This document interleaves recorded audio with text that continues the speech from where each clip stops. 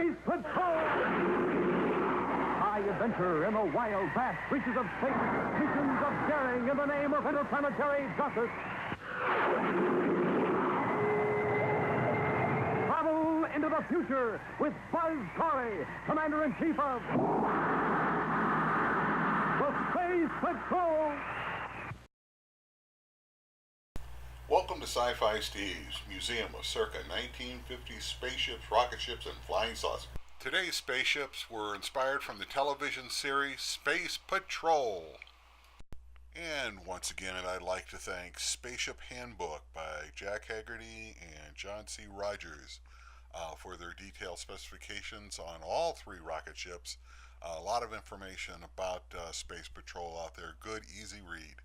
Next, I'd like to thank Solar Guard. You'll find all kinds of stuff out there about Space Patrol and everything that made it go, plus a lot of other history of a lot of other shows that were put on during that era. You'll have a good time if you enjoy this at all. Well, this is it, Space Patrol. This is how it all started. I was still in a playpen, but my father loved this stuff, and he would come and get me, take me out to the living room, sit Indian style on the floor, turn on a 5-inch television, and he and I would watch this stuff. And to reinforce my passion for the show, he taught me to drink an 8-ounce Coke during the show. And he and I went on for decades to enjoy this stuff. Thank you for all of it, Dad. Miss you. Just to cover real quick, there was a Terra IV. It had a little funky canard type wings up front. It was real long and tapered, pointy at both ends. It had the rockets actually sticking out of the rear, sort of like Buck Rogers. I didn't like it, and I didn't do it, but it was out there. If you want to know more about it, like I was saying, go out to Solar Guard. Now, over the life of the show, there are 3 Terra Vs, Terra V 1.0, 2.0, and 3.0. And they all have a classic shape for the period. That is a generalized meteor shape. Okay, the Terra V that we're looking at here is 1.0. It's approximately 120 feet long, not including the nose, and 20 feet in diameter at the widest point. It has glass windows up front for the pilot to see. It has glass portholes down the side. It has 3 wings, a dorsal fin up on top, and then 2 side fins coming off at 90 degrees. The ship has a landing mechanism, which you never saw in the show, which had 2 side skirts come directly out of the body and a rear landing gear. If you want to see more about that, go over to Solar Guard. Next is the Terra V 2.0. It comes in at a little heftier, 160 feet. Still has a diameter of just about 20 feet, but they made some changes to the wing, gave it a little longer look. There is still a stock dorsal fin. The next 2 fins come in at 120 degrees, and the way I figured it is now they landed on these as skids. Okay, there's no longer any fins coming out the side, no single landing gear in the rear. As you can see from the window placement, the side portholes, there's a little more room for engine, oxygen, things like that, making the ship look a little more realistic.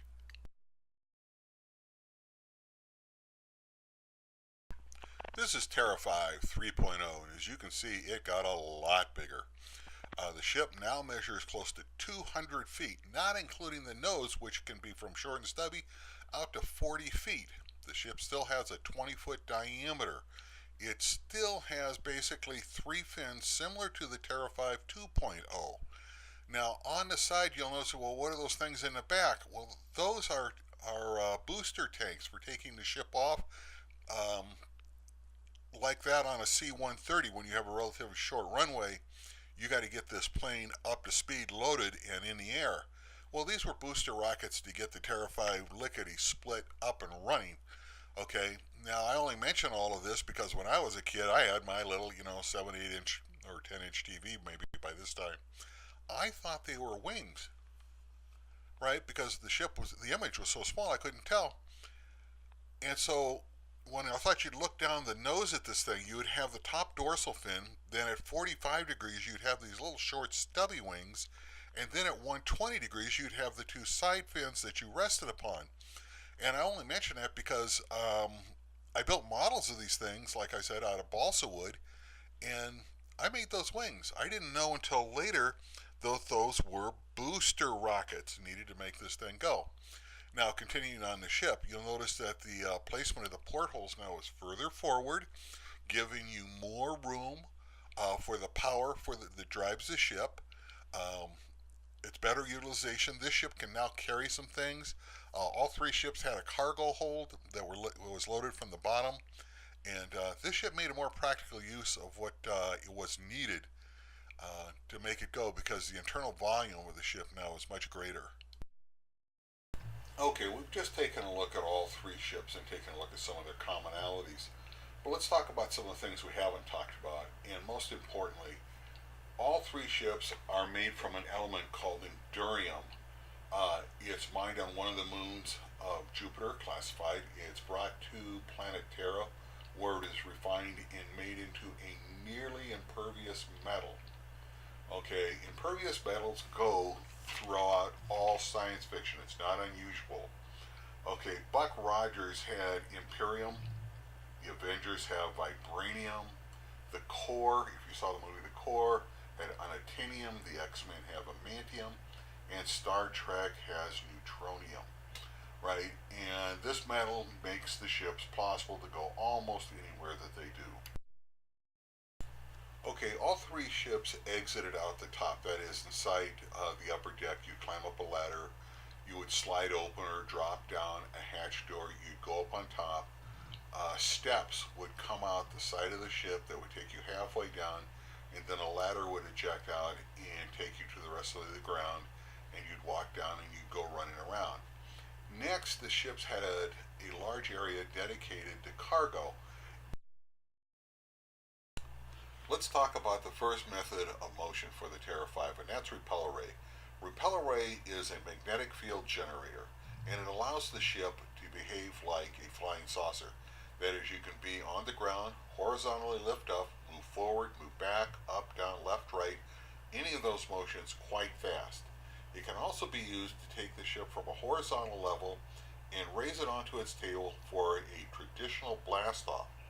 Also, repeller ray is not restricted by air or atmosphere density, such as, let's say, Venus, which is the equivalent to some of our deepest oceans, which means also that repeller ray can be used underwater and was in the graveyard of spaceships. The second means of propulsion are the main rockets, and of course that's classic. There's not much information of what goes into the main rockets, but if you go out to Solar Guard, you'll find that it says that it has a reactive mass coupled with a fuel and out a standard nozzle exhaust system that make up the rocket engines. Lastly, Star Drive. Star Drive is the mechanism that Space Patrol used to propel its ships faster than the speed of light. Star Drive was basically comprised of large magnets that were said to engage and disengage to move the ship. Okay, let's get into the changes from the final Terra V that was on television 3.0 to my Terra V, which has modifications that I think would bring it up into present time. For starts, we smoothed out the nose. We made it a little rounder. The last Terra V 3.0, the nose was quite steep, quite slopey there. And I started then by making my windshield, and we'll call it a windshield for right now because it's not, right, wraps around. And the reason I did that is the Terra V 3.0 was very flat against the surface there because it was quite steep on the nose. And if you had a control panel of any kind, and they did, and you sat down there any distance back from the front windshield and you looked over your left shoulder, you're looking at a wall. It is very difficult to fly anything if you don't have at least 180 degrees around you. So what I did is I took the front windshield, and as we walk around, you'll see that it's actually made up of hexagonal sensors. The sensors are looking forward and take the images of what's going on and then replicate it in a requested manner on the inside. That could be a straight look. I want it to look like a windshield. It could be a technical view of what's going on. Notice that my portholes are level to the ground. That is, when the ship has landed on its stomach, my ships are level to the ground. The ones that are on the other Terra V's 1, 2, and 3, they slope downwards. They follow the line of the body. Next, my portholes are not made of glass. Just like the front windshield, they are a set of sensors. Terra 5, 1, 2, and 3 all landed on their tail. I don't think so. Take a look at each one of the wings from each one of 1.0, 2.0, and 3.0, and you'll find that the tail itself is very pointy. That is, the wings come to a very sharp tapering.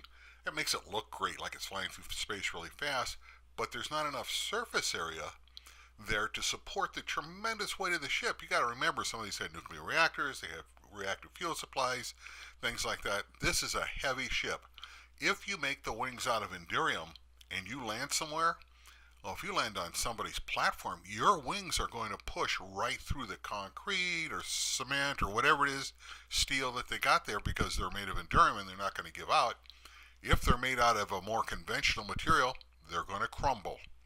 Okay, on my Terra 5, if you take a look, there are 3 hydraulic systems which drop down, have little rubber or platform type feet that will support or help to support the weight of the ship along with the tail itself. The fuselage portion of my ship is made out of Endurium. The hangar door, man door, and the torpedo hatches are also made out of Endurium, and they use 3-inch deadbolts to close and lock them into place. Now, I exclude the wings and nose plus the FTL chambers.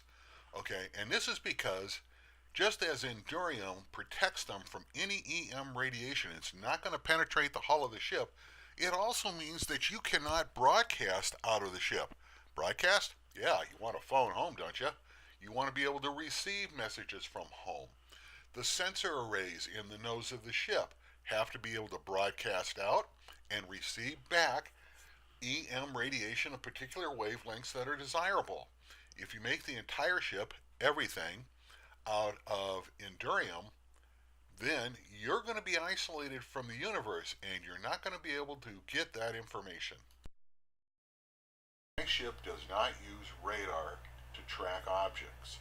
It uses the Higgs boson field, and you can sit there and measure the field around you. You can detect the location of objects, and very importantly, you can detect the mass of objects. This buys you all kinds of things. First of all, the Higgs boson field is like a tight rope. If you pull on it, the other end pulls instantly. You can see anything along there instantly. Next, you can tell the mass by the amount of distortion on the Higgs boson. You can't shoot out flak anymore to try to distort radar waves or anything like that. You shoot out a 1-inch flak, I can tell you exactly what the mass of the flak is and I can ignore it. Next, Higgs boson totally negates invisibility. You can be as visible as you want to, but as long as you have mass, I'll know about it. Here's a quick look at the overall of the ship. Up forward, you can see the 2 decks, upper and lower. This is where everybody runs around, flies the ship, takes naps, stuff like that. In the rear, you can see the engineering section, which is water, generators, fuel tanks, and exhaust system.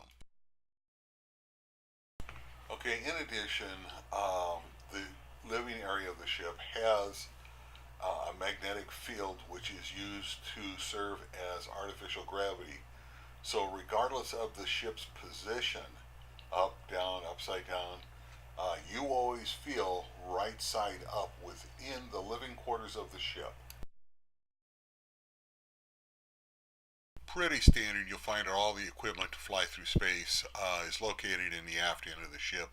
The first thing you're going to look at are the air and water bottles, the pumps, filtration units, things like that. Also, all of the battery power it takes to operate these things is located in the same compartment, so they will always be available to the crew. It's an emergency system.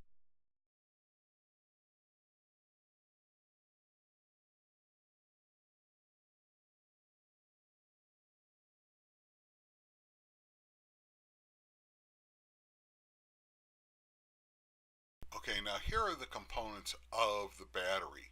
From left to right, you have the heat source. If you notice on one end, there's that rod that sticks out. That's basically an insulator. It couples on to the crystals, which will come over it next, and that's to take the current and then move it from the heat source area to the ship. Okay, so the first is the heat source, and I made it red just to show that it was, it's hot. Next, left to right, is the sleeve that fits over the heat source. This takes the radiant energy and converts it into electricity. Next is the heat sink. Okay, this draws heat away from the crystal area, and that helps keep it at an operating temperature that is desirable. Next is a sleeve, which actually fits over both the heat source and the crystal, and that's just to prevent any radiant energy from getting out and into the ship. Next, there are two round spheres. Those are to remove gas. Most heat sources, when they're going, produce some kind of gas, even though it may be a very moderate amount. We want to extract it so that it doesn't interfere with the production of the electricity. And then there on the very end of the sphere that sort of has a spider look, each one of those spider legs goes into a heat sink and ensures that the temperature of the heat sink is kept down and running at an optimum temperature. The first mode of motion we're going to cover is going to be repel array. Repel array is located in the 120-degree wings out at the very edge, giving you maximum leverage on the weight of the body. As you can see, repel array is set up in groups of threes, right? The plates operate independently. They do not have to operate together. In fact, it's a necessity that they don't. Okay? Both the tops and the bottoms of the ray are functional. That is, they can repel, push down, push up. It doesn't make any difference. The maneuvering capabilities of repel array are so precise that I took out the maneuvering jets that were located in the nose and tail of this ship. Now let's talk about the rocket systems of the ship. This is basically a matter-antimatter system, and if you look at it from simplicity's point of view, it's a binary system. You have a fuel and then an oxidizer pass through an exhaust system. But matter-antimatter kind of takes this to a whole new level. You notice that the antimatter bottle is the bottle closest to the aft of the ship, and I did that when I originally laid it out. I was planning on being able to eject the bottle in case a breach was imminent. That way you could fly it into the sun, send it out to deep space somewhere before the actual explosion took place, right? Continuing with this ejection idea, if you eject it, you have to have propulsion. You have to have a guidance system. You have to have independent batteries to keep the magnets charged while you're flying through space independent of the Terra V. All of this took up a great deal of space, and by the time I assembled all this stuff into there, plus the ability to eject the rear of the ship and everything like that, I really didn't have too much antimatter to carry around with me, and it didn't seem worthwhile. Okay, the conclusion is I found a Department of Defense thing on how to build a bomb an antimatter bomb that you could put into an ICBM missile and safely launch and get to a target. That includes catastrophic rocket failure. That is, it blows up on the launch pad, doesn't have an explosion from the antimatter bomb. Launch it through space, launch it across space, launch it and have it come into re-entry, and safely detonate it at a predetermined altitude. Well, the primary difference between that and what I was doing, they felt that they could do the whole thing with earthen magnets. Earthen magnets don't require batteries and things like that. They don't have colossal failures. They're pretty safe, and I felt if it's good enough for DoD, it's good enough for me. So the description of our antimatter bottle is, first of all, it's about 26 feet in length, it's about 12 feet in diameter, it is made of about 3 inches of Inderium. Inside the Inderium hull of the Terra V makes this container doggone near impossible to damage in any way, shape, or form. Plus, we are going to use large earthen magnets that probably can be enhanced with future technology to hold the antimatter suspended and make it safe for interstellar travel. Next is the microfuel management system. That is the amount of fuel that you're going to take from both canisters, matter and antimatter, you're going to pass through into the nozzle of the ship. The amounts have to be very precise, and they're micro amounts. They're very small amounts to make that go. Now, you pass it there. If you notice, I have electrodes all around the outside of the thruster. Why? Why? Because when you eject the material in there for the first time, you're going to eject one on one side, one on the other. You want to stir it. You want to make sure that all that matter and antimatter hits the very first time through there and doesn't get ejected out the rear, because if you're just shooting antimatter out the rear, you basically have a weapon and not a thruster. But once the stirring gets done and the matter and antimatter mix and you're getting the thrust that you desire, you can turn those off and you're on your way. Let's start with the Ftl Drive. Ftl standing for faster than light. I got rid of the booster rockets that were on the old ship, because with an antimatter rocket thrusters, you just don't need that stuff. I replaced it with two nacelles. You're looking at one of them here. The other one's obviously on the other side. Nacelle coming from an old word having to do with dirigibles, representing an isolated part of an airship. Okay, the nacelle contains the components that will allow us to create a warp bubble around the ship, allowing the ship to move outside of the normal physics of the universe, that is, faster than light within the bubble. Okay, the science is based on basically two things. One, the ability to actually create a warp bubble. Thank you, Dr. Harold White, who has been doing research with this for some time now, is in the process of practicing or learning how to create a warp bubble. It is doable. Next, Russia, Germany, and the United States, starting back in the late 1970s, started working with super heavy atomic material. Super heavy atomic material starts on the periodic table at element 115 through 18. Okay, and Russia's actually, believe it or not, once again is doing more work than the United States. Element 115, which they have had the ability to make stable for just fractions of a second, but when bombarded with heavy protons, creates a quantum anti-gravimetric field. And I'm hoping that we can take that and turn it into the warp bubble that we need for high-speed travel. Oh, and lastly, this tube is not made of endurium like basically the physical body of the ship. This tube is made of a material that would allow the gravimetric wave to radiate from it so that we can create the warp bubble we need. Okay, now let's do a cutaway of the nacelle. Now, as you're taking a look at it, you notice we'll describe the components from left to right. At the far end, you'll find what I call the cork. The cork is basically heavy material designed to hold the protons that are being fired at the heavy nuclear material. Next, you're going to see a whole series of what I call Necco Wafers, and those Necco Wafers are the heavy nuclear material. This would probably be element 115.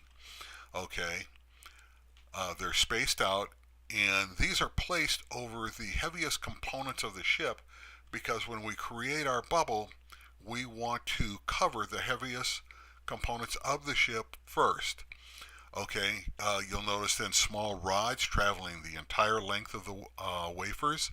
They go back down to a series of boxes. Those boxes are RF boxes, and they're designed to superheat the material to ensure collision of the protons as they're fired from the cyclotron at the end. Next, you'll see a series of green guns, the green cannons there. Those are the proton guns. They are firing protons through the Necco Wafers with the goal of striking atoms and releasing the energy from element 115. Just behind there is a cyclotron to speed our protons up. Just behind there is a container that will hold the atomic material from which we'll arrive or derive our protons. Okay, let's activate element 115 and fire off the proton guns and see what this thing looks like in operation. And as you can see, the element 115 gets extremely hot.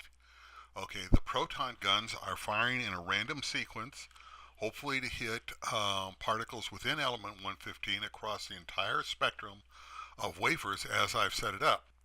To create a larger field, you simply fire more protons down the thing. If you want to create a small field, what would you create a small field for? One, just to cover the components at the engine and the heavy mass. If you could reduce the weight of the heavy mass, your ship will perform much better from accelerating and braking. That is, if there's no mass, if you're not trying to haul all this stuff around and you hit the accelerator on your matter antimatter engines, you'll take off a lot faster. That almost completes it, but what you really have now with the guns going off and the material releasing the gravimetric wave is sort of a radioactive reactor going on. It really doesn't buy us what we need. We need to control the wave as it's being created, and we need to shape it so that it surrounds our ship in what I call the Easter egg. That is a large ball at the aft end and a narrow ball at the front, so that the energy is pushing the ship forward and that the front is dissipating the energy around the ship. And for this, we set ourselves up this large coil.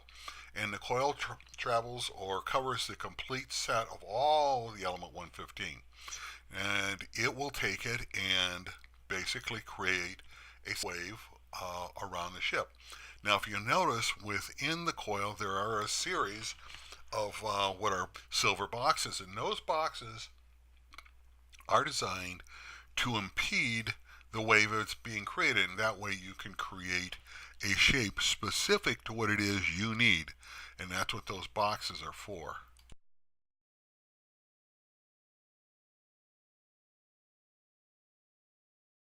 Okay, let's walk into the ship, through the airlock, down the operations corridor, and to the operations control panel that handles the hangar and hangar airlock controls. This airlock control panel is identical to the one in the airlock, and I'm showing you this one simply because it's easier to see. Now, the controls for the cargo area are identical to the airlock where human beings come in and out. And that's because we have the same problems.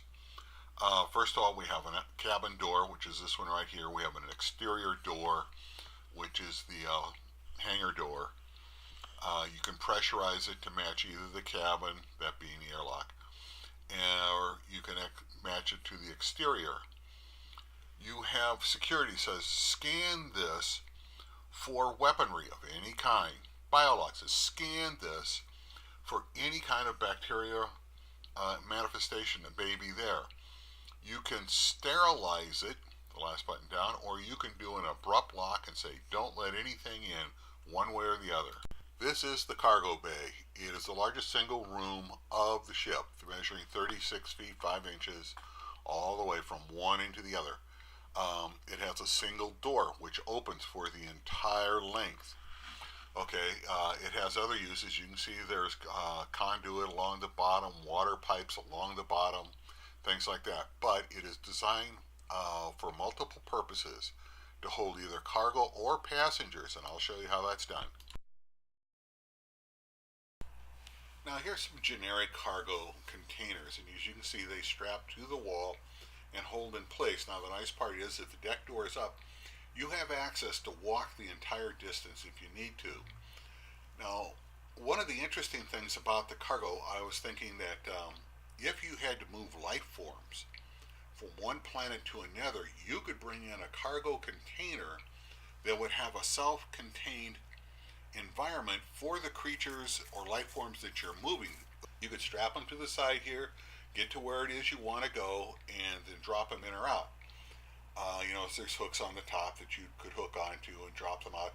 The only real criteria is that no one container can be over 6 foot wide, even though it could be incredibly long, and then turn it. You could bring it in lengthwise, turn it sideways, and strap it to each side, and would be perfectly viable.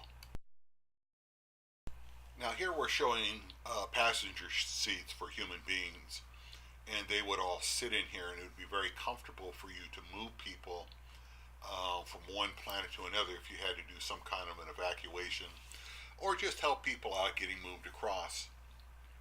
And these are anchored to the side just like the other cargo. You have a false floor here so that they could walk around. Up front here, you have a toilet just behind it, which is be a sink, so they could come up here, do their duty, wash their hands, hopefully, and go back to their seat and wait it out. But it would be very safe and comfortable for them to do that. And this is one of the versatile purposes of the hangar. Throughout the ship, you're going to see these green doors, whether they be on cabinets or full doors in front of you. They are made of like a Lexan type material. It's very flexible but very, very strong. It's done for space. In this case, it rolls down into a roller down below. Obviously, if it was solid, it would go outside the ship, and I don't do that. Alright, this is the operation in galley. The first set of doors you see on the left and on the right are both refrigerated and dry goods. On both sides contain all the food that you need. As you can see, there's two sets of tables down there, enough to set at least 4 to 6 people. Overhead lights. This is everything you need. You also notice that the air conditioning vents on the top, and those are your sprinkler systems, so in case you catch fire. On the right, you see the large green doors. Behind the green doors are the space suits, special equipment, weapons, shovels, rakes, hose, whatever it is they need, rope, chain, get along, something like that, that they may need for lifting, probably cranes, small cranes that can be assembled outside, that kind of thing. If you notice, there was the ladder down at the far end. The ladder moves to the up position, and that exposes the door to the missile room. On the left at the far end, you notice that's where you came in through the airlock. On the airlock wall on the left, you'll notice the second airlock control panel that I had mentioned earlier. This is the missile room. The missile room contains 12 torpedoes and about 16 feet long. It's on a revolver type system. These things rotate around, and the missiles shoot closer to directly out the side than out the nose. It got too complicated creating that many compound curves to make an airlock work. Okay. The control panel you see up at the front is not the launch control panel. That is the high-speed early warning system, which hooks up directly to the forward boom, which is the main sensor. This picks up and will handle problems that may occur at ultra high speeds if an object should appear in front of you, and will feed directly into the controls up above to avoid or destroy whatever the object is. Now, this is a combination panel. It does a couple of different things. First, it moves the ladder to the up position or down position, right, so that you can get in and out of the door to the missile room. The next button to the right is the upper hatch. Simple, open and close so that you can go to the upper level. The missile room is normally not pressurized. So before you go in there, you'd want to pressurize it. And then, of course, open the cabin door, which will allow you to get into the missile room.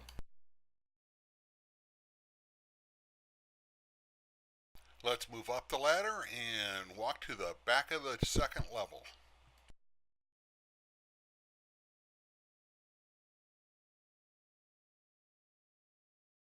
This is the living quarters. On the left-hand side, you'll see the 3 black containers. The 3 black containers are where you sleep. They move out, they lift up, you climb in, it closes, you go back. It's an induced sleep. All kinds of things take place while you're in induced sleep, including medical checkups. Whatever chemicals may be needed to get you in tip-top physical condition are released into your chamber and are moved into your system by natural breathing. On the right-hand side, from the forward, from this end back, you have sort of a washing machine. Everything from your shoes to your dress clothes go into there. Then you have your shower. The shower is an automated shower. That is, when you go by it, you notice you'll have tanks that move up and down. They spray you, wash you, rinse you, and dry you off. Next is the toilet. Pretty self-explanatory. You then have a sink. Wash your hands, and then you have an additional storage. The last door here is for storage. You key in the number that you want, you press the button to open the door, you'll watch the containers get moved around, The one you want will be presented to you. Okay, let's turn around and walk back forward to the technical engineering area. This is engineering. From here, every major component of the ship can be brought up. The procedures start on the left-hand side where we have all of the major components set up on scales. There's also a console that you can type in whatever it is you need. Once you've selected the major system that you're looking at, you can sub-select items underneath that.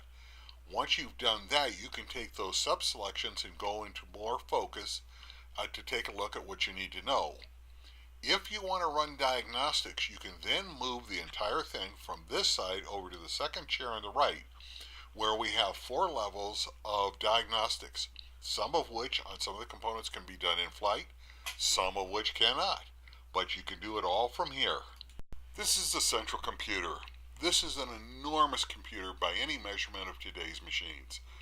This holds everything needed for astral navigation across the portion of space that makes up Space Patrol. It's every book ever written. It is every legal document ever put together for Space Patrol. It has the history of every criminal that they've ever had to pursue. It has everything on physics that's needed to make this ship run and to stay alive in space. So this thing is enormous. Anyway, the panel comes out here. For the most part, every program you've ever needed is in here. The panel that comes out allows you to set priorities, things like that. Can you write a program? Sure, you can write a program and put it in there. Good luck. These are the medical chambers, and their primary purpose is to keep you alive if you have been injured or come in contact with a disease or something that is life-terminating, and it can't be taken care of on board the ship. Right, we put you in here. This will suspend you. We fly back to Terra, and you're taken care of there to the best of their abilities. Now, a certain amount of work can be done in the tube. So let's say you got a broken arm or something like that. You can go in here and over a short period of time, it will induce chemicals and alignment, stuff like that, and get your bones all back together. The secondary purpose for these is long-term survival. The ship is mortally wounded. It's not going anywhere. You aren't going to be able to keep yourself alive for any length of time. You climb into these, you set the ship transponders to send out an emergency beacon, help helps, come and get me, I'm going to die. And these tubes will keep you alive during that period. Alright, let's move from the technical area into the bridge. You'll see that the bridge is a good 20 feet across. It's the widest point on the ship. This is a science center, and this does exactly what science should do. It makes you aware of your environment. This could just be dead empty space. You could be on a planet scanning for living creatures, specialized ores, something like that. You could be studying an alien ship that you do not recognize and need more information on. It's your science station. It's the study of your environment. These 2 chairs I call the guest stations, and this would be for the additional characters that may be on board the ship, and it gives them a place to sit up on the bridge, be out of the way. They have their own computer if they have personal work they want to be working on during the flight. If they want to see what's going on up front, let's say you have a specialist on board, that person could take a look at the science station that's going on, navigation, the environment, a specific object, and not interfere with what it is that you're doing. But these are the guest chairs.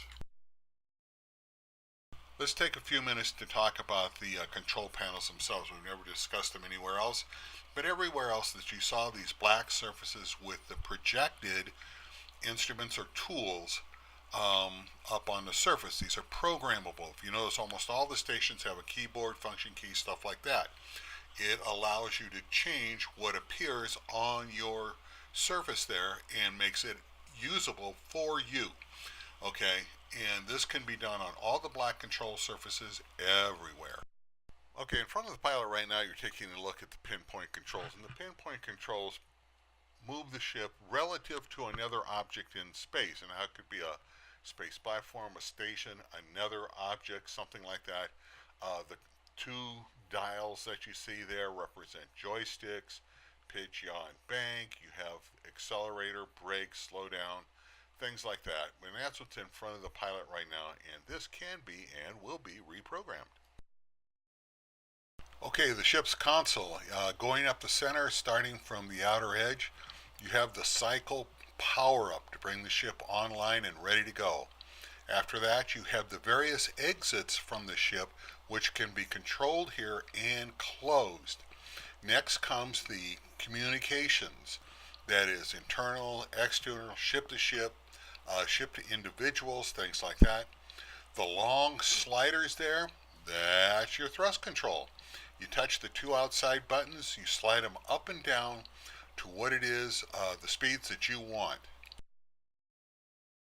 Okay, moving on up the controls, the first set of buttons and knobs there that you find are your navigation. You key in an absolute number representing the location of a star, of a space station, planetary system, something like that. Up from there are the sublight speeds, up from there are the FTL speeds, up from there are two grids representing a three-dimensional chart of known space. Okay, notice that I've changed the controls in front of the pilot. These are part of the warp drive. He's setting a location. He's brought the 3D grid down in front of him.